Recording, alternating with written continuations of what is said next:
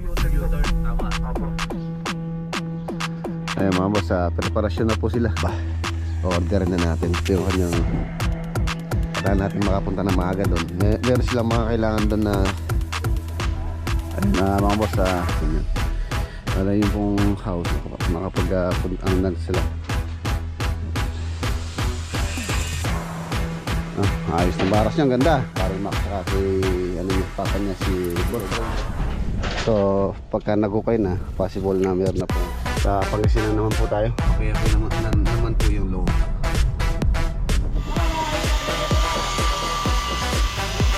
Tapos hello, balo sa tapos na rin po yung pintura dito. Yan tingnan. Napakaliwa. 4 po yan. Or 8 feet. Tapos na rin po yan. Yung gray. Light gray. Ayan. Basta ano dito? Polish or beige.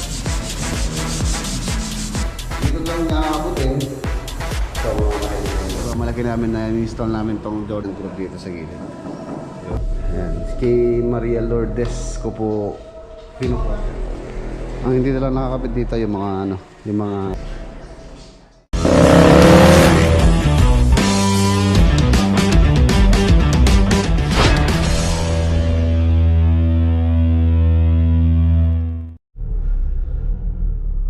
good morning. Ayan mga boss, dapat kahapon pupunta po tayo ng Victoria Tarlac.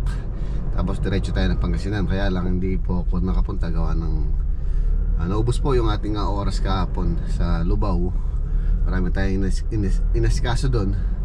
So ngayong araw ng Biyernes ngayon tayo tutulak papunta ron. And palis po tayo alas 6 ng umaga. Una natin pupuntahan sa Victoria muna tayo. Tapos diretso tayo ng Pangasinan. Good morning, good morning. Daan muna tayo dito po sa Arayat Project 3 unit apartment.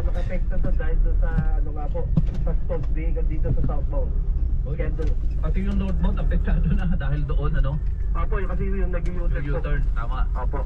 Then pagka nagpasa naman po dyan, maluwag naman po going to Monumento area. Ayun mga boss, preparasyon na po sila. Ditong balcony na to. Ayan, balcony. Slab po yan. Yan po yung magiging concrete. So the rest dito po sa loob. Tingnan natin. Tapos yung elevation pala nito mga boss, mataas po siya dun sa road dun. Mataas siya ng 1 foot or 30 centimeter. Yan dito. Medyo mataas lang po yung tambak pa rito. Yung pinaghukayan namin kasi hindi. Yung ano dyan. Medyo kung mapapansin nyo, mababa siyang tingnan. Pero aangat pa po yan. And dito mga boss, ang seg po niyan is metal frame na po yan. So kaya hindi na po islaban yan. Ito yung lababo niya. Tapos dito yung kanyang staircase papanik sa second floor. Ayan. Tapos dito yung kanyang toilet and bath. Tapos dito yung laundry. Ayan, maliit lang po siya. Kung tutusin para lang siyang pang maliit na pamilya. Parang ginawa namin sa Tarlac halos ganito rin po kalaki halos. Ayan, catch basin.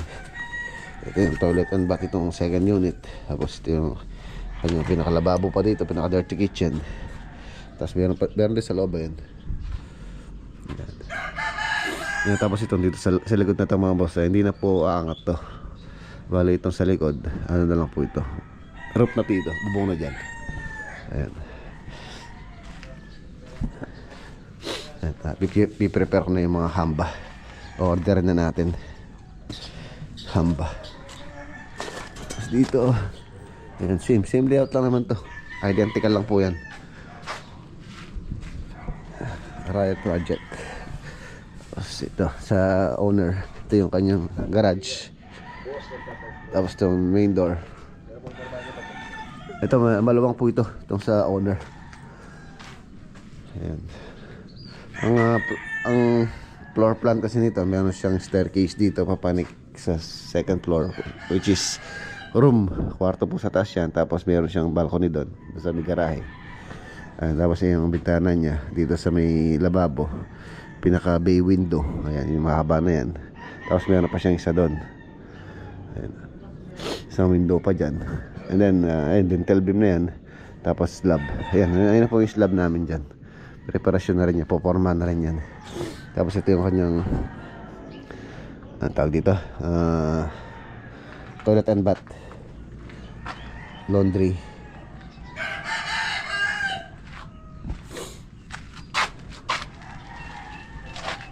Okay, mabilisan lang po tayo dito.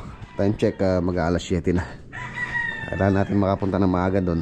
Meron silang mga kailangan doon na kailangan kong iatid sa Victoria, Tarlac, tsaka sa Pangasinan.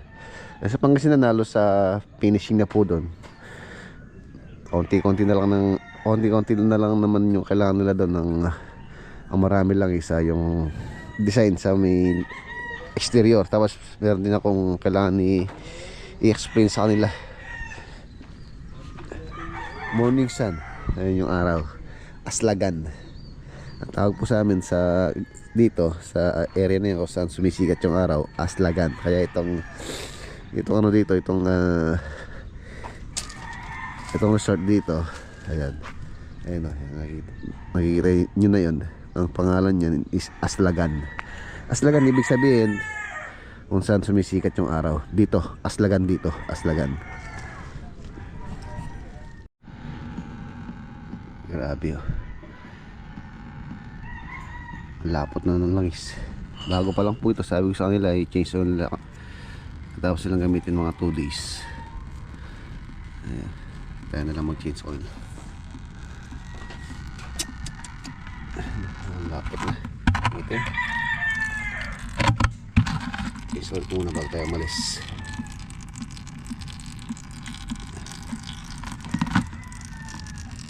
Itim na langis oh.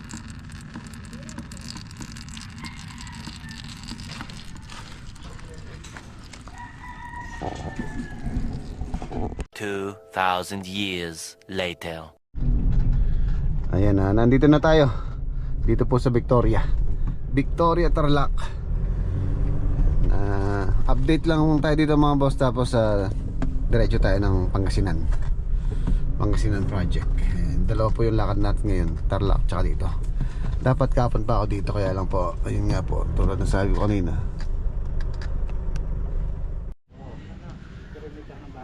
ayun mga boss, Victoria Tarlac project. Ayun, nakapagtayo na po sila ng column dito sa area kung saan nagiba yung old house. Tapos susunod na namin yun. Wala yung pong house 6.5 meters ang setback niya simula dito sa property. Ayan, 6.5. Halos dito po yun. Dito. Ayun yung tapat niya. So 3-car garage ang proposal po nito. Kaya napaka maluwang yung harapan niya. Ayan, yung mga column ano na sila, buhos na rin sila ng puting. So prepare na para mahukay naman yung kanyang pinaka wall puting dito. Ayun na yung marking. So, tapos kinigiba na yon para dire-diretso na makita yun na yung mga poste. Bungalow house po ito. 16mm yung rebar. Tapos yung mga ties o mga stirrup is 10mm. Ayan.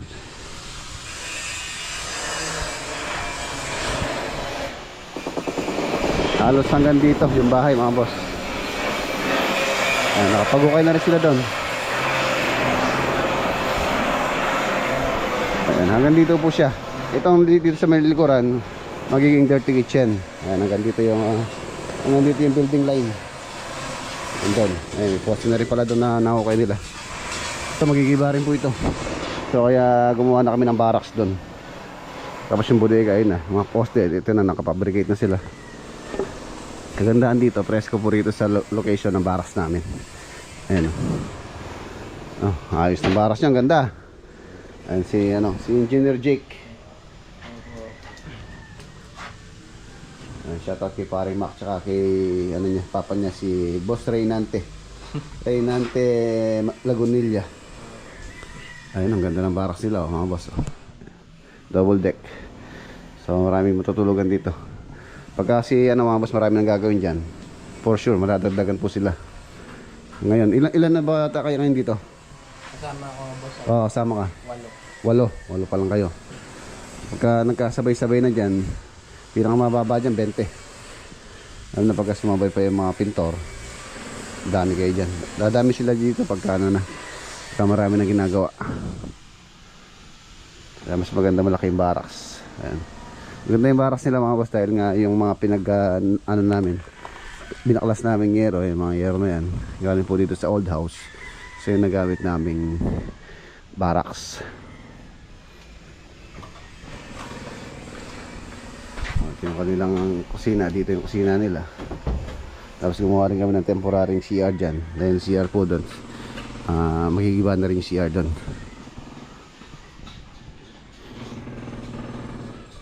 Ganda. Ayos po yung ano dito. Saka dito, wala naman pong ano dito, wala naman pong mga kawatan. Magandaan dito mga boss, maraming kapitbahay. Di tulad dun sa kung saan yung critical nating trabaho, kung saan marami pong magnanakaw, is maluwang yung lote tapos wala pong kapitbahay na malapit. So doon may opportunity yung magnanakaw na hindi siya mapansin. So dito wala naman dito mga boss. Tahimik naman po dito sa lugar.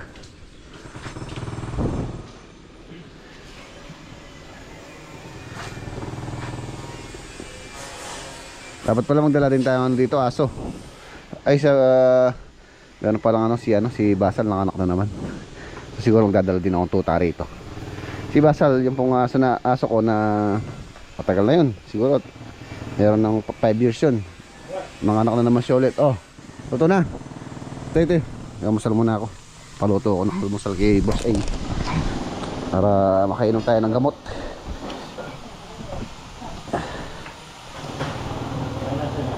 Ano ulam nyo? Bicol Express. Wow. Nasi. Ito pa yung binigay ni Atilus. Ayan, nagbigay po si Atilus ng mga boss, yung owner, si Atilus tsaka si Sir Basti.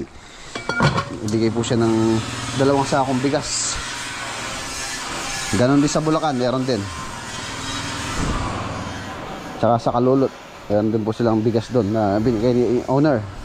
Shoutout din kay Kuya Andy tsaka kay Ate Maria.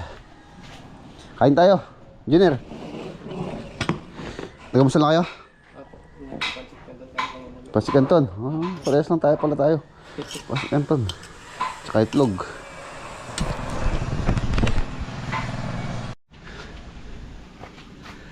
Ay mga boss, still ongoing po yung pong pag-ukay.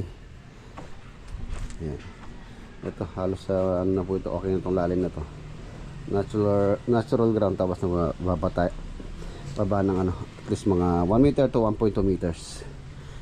Yung pong lalim ng mga hukay, kung tinatanong nyo, conforme po sa kondisyon na lupa. For example, yung property or yung location kung saan tatayo yung bahay sa tambak, so kailangan natin kuhanin yung natural ground. At least ano pa tayo, ibaba pa natin. At sana mas maganda, mas malalim. Mas malalim po, mas maganda. Ito pong ano naman ito, itong lote. Ano po ito? Hindi po tambak yan, natural ground na po yan. Ayan. Hindi naman bahain dito sa lugar. Kung mapansin nyo, wala rin siyang sibol. Kasi malapit sa mga ilog.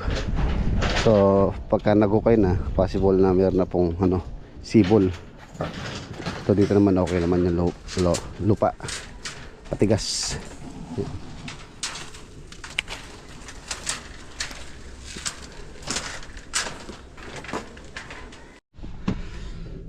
Ayan, dumaan muna po ako dito sa Wilcon Wilcon Villasis.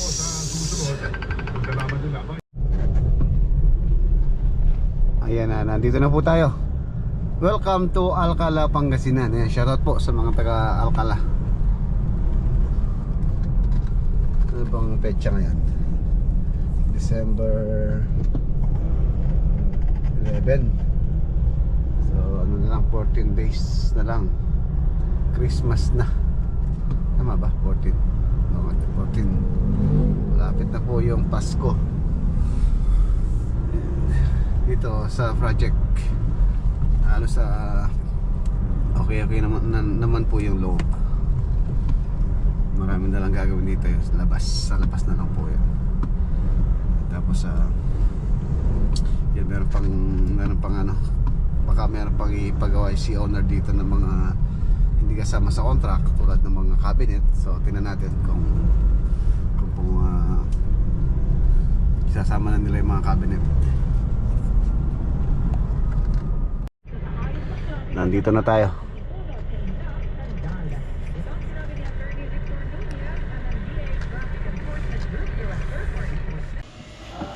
Ayan mga boss, baba ng materyales. Ayan pala tayong pintura, tsaka mga ilaw. Mga ilaw na lalagay po dito.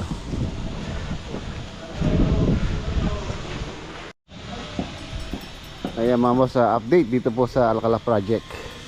Ayan, installation na sila dito sa exterior ng cladding. Ayan po yung cladding na floated panel pang outdoor. Ayan, dalawang klase po yung floated panel. Meron po tayong pang indoor and then pang outdoor. Yung pang outdoor mas makapal po siya. Ayan, tsaka medyo may kamahalan din siya. Ayan, install na. Tapos meron pa tayong dyan mga boss, deco stone. Yun lang deco stone yung hindi ko po na prepare. Ayan siya. At meron siyang groove dito sa corner, 7 finish groove. Tapos floated panel. Ito yung ayun po yung floated panel na pang outdoor.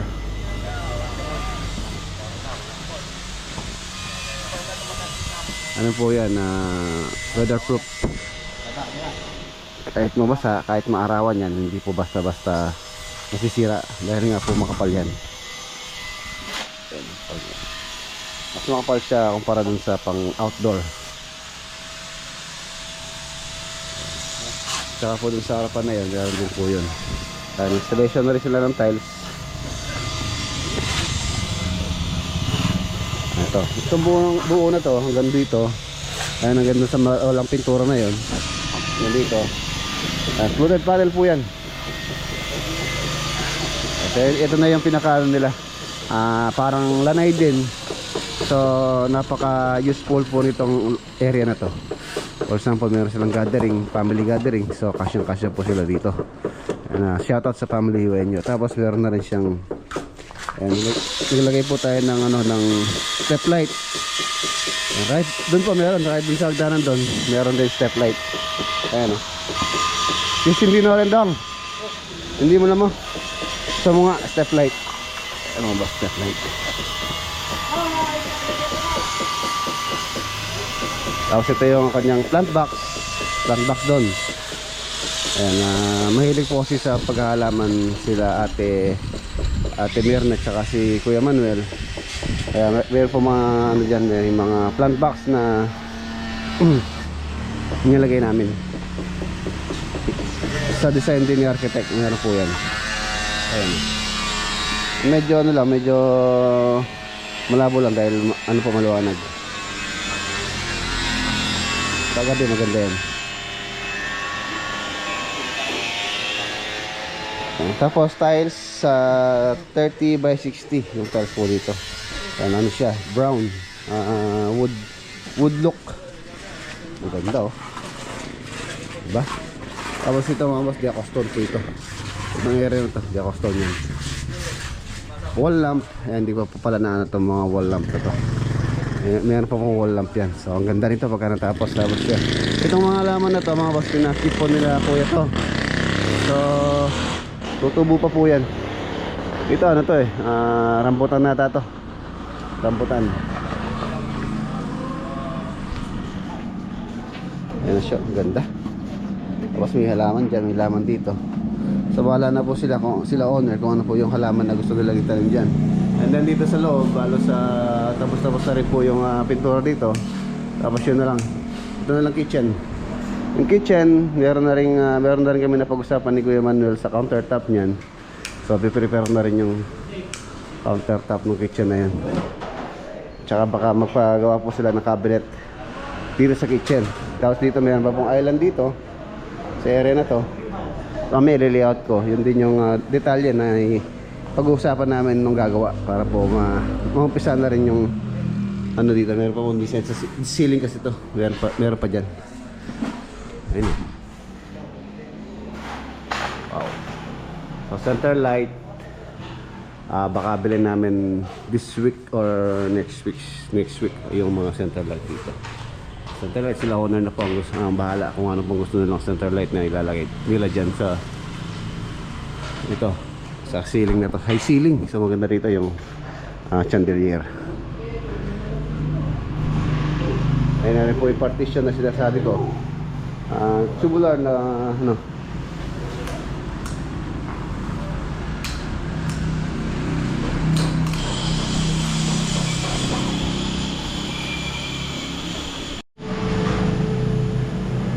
Ganda. Ang ganda ng high ceiling mga boss. Napakaliwalas po niyang tingnan. Napakaliwalas. Tapos yung mga pintuan 3 meters ang header po niya. Ganon din doon. Yan, 3 meters. Tapos yung pintuan 2.4 po yan, or 8 feet. Yan, dumako naman tayo dito sa master bedroom. Ito yung master. So wala pa dito mga boss, center light. Yan, center light. Maka this week na bibili na rin po namin. Si owner po kasi magde-decide kung anong gusto nilang center light na ilalagay dito. Ayun yung mga pintuan. Tapos na rin po yan. Tapos ito yung kanyang CR. Yan. Pinatiles na rin ni Foreman Adobe. Ang tiles pala na napili nila dito, dalawang klase po, dalawang kulay. Yan, gray, light gray, tapos gray. Tapos ang gusto nilang installation, yung orientation is alternate. So kung mapansin yan, ganda naman ng nalabasan. Ayan po, tuloy natin sa kabila doon. Medyo magulo pa siyang tingnan pagka hindi pa buo. Pero pagka buo na, napakaganda. Hindi to. Hindi to sa common, tapos na ito. Ayan. Ayan siya. So, alternate po yung installation. Gray, light gray, tapos gray, light gray. Ayan. Alternate. Tapos ang kagandahan dito mga boss, ano po ito? Polish or makintab. So mas maganda po sa CR yung ganito, mas madali siya linisin, tsaka hindi kumakapit yung amoy sa mga tiles, lalo na pagka matte color. Tapos yung nagka-water stain yan, water marks, napakahirap linisin, hindi katulad ng ganyan na gloss. Gloss po yung kitab. Kaya madali lang po siyang linisin or punasan lang. Wala na yung water marks. Hindi katulad ng matte. Yan, itong ating flooring or itong floor tiles niya, hindi po siya madulas. So, hindi po advisable naman yung ganitong makintab sa side ng CR. So water closet na lang dito, then shower. Kaya sa next balik natin dito, ito na yung ating prepare. Iano ko na yung mga kailangan dito. Prepare ko na. So doon, water closet, shower. Tapos dito vanity. Dito po yung vanity niya. Ganon din dito sa master bedroom. So yung master bedroom, meron po siyang hot and cold. Meron kasing dalang hot and cold machine si La Kuya, which is dito niya pinalalagay yan. May abang na rin po kami dyan. And dito po yung location ng hot and cold. Doon, malaki po yun. Pagka natapos na doon yung makikita. Install namin. Tapos dito yung vanity.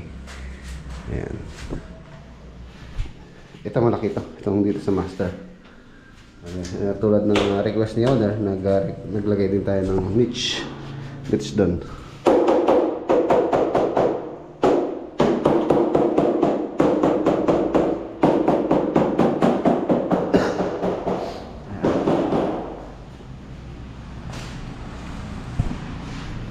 Aspi na. Kung may mabot. Ayan, hanggang doon. Ganun po yung tiles niya. Hanggang doon sa area doon sa likod. Yan yung tiles. Ito. 30 by 60. Ayan, yun po yung tiles na ilalagay namin. Hindi naman po siya ano, madulas. Mat lang yung mat. So yung mga door jamb. Ito mga door jamb mga basa, isa sa pinagmamalaki namin na in-install namin tong door jamb na to is Yakal wood. Yakal wood po ito. Hardwood po yan, hindi po kinakain ng anay yan. Tapos ang ano yan, nilalagay namin ng group dito sa gilid. Yun siya. Ito.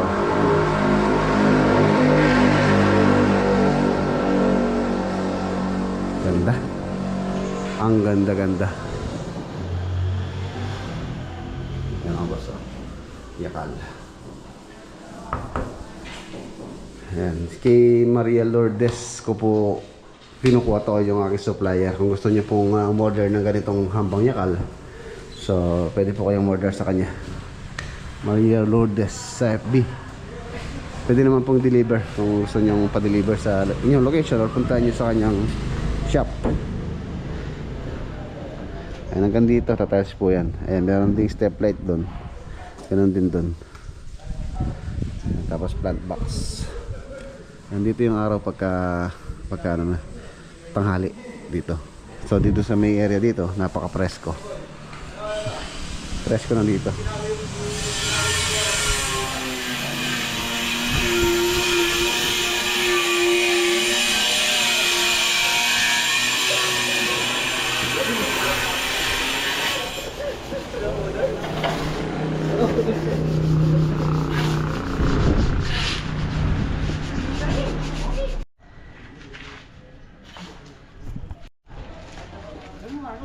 Ayan, tapos na rin pala yung ano dito mga boss, yung ceiling. Dala ko na rin po yung mga ilaw dito para dito sa porch.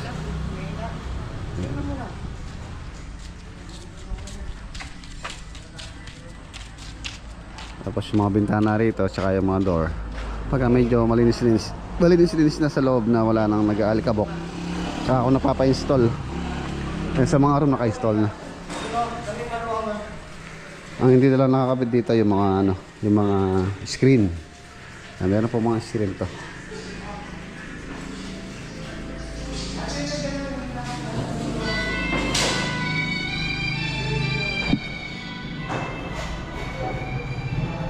Ganda na siya, oh. Ganda ng tiles. Para siyang abstract design.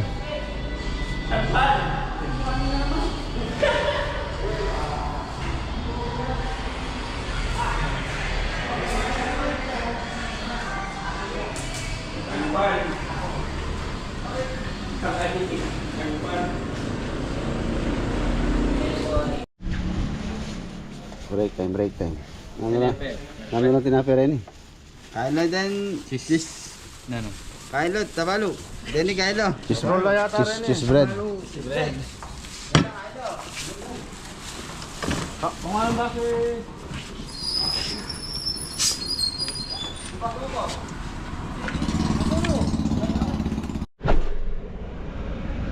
Okay, mga boss, iwan na po natin sila. So yun na yung mga next na dadaling ko dito. Yun naman po yung i-prepare natin this week para pagbalik natin kompleto na. Malapit na po yung project na to. Itong walang project na to mga boss, mag-performance na po siya. Mag-performance na kami this December. So more or less mga 5 months po ito. Kasama na po yung ano doon, kasama na po yung demolition or yung pag-iba namin doon sa bahay na luma dati dito.